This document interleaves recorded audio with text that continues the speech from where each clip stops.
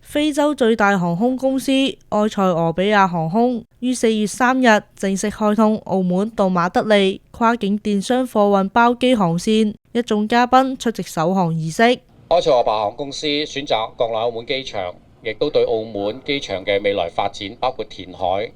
橫琴嘅前置貨站，俾予我哋一個好大嘅信心。全貨運嘅大力發展係有助於我哋澳門適度多元，亦都喺一帶一路嗰度作出貢獻。首航貨機已於上午從澳門國際機場起飛，航班主要載運玩具、3C 電子、服裝等跨境電商貨物，預計14小時後抵達西班牙馬德里。呢條航線嘅開通呢，係可以便利到呢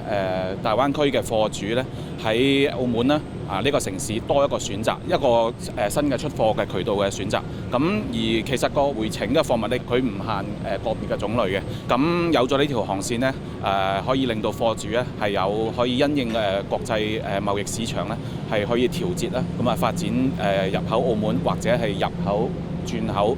到內地嘅呢啲機會嘅咁樣。埃塞俄比亞航空集團中國區總經理表示，航線初期每週有2班，為澳門同馬德里提供400噸嘅貨運運力。已開通嘅廣州、深圳、香港加上澳門航線，將形成區域網絡4翼協同格局。透過策略性嘅互補航班設計，預計每年新增跨境貨量2萬噸，將有效帶動區域倉儲、通關、供應鏈金融等配套產業升級。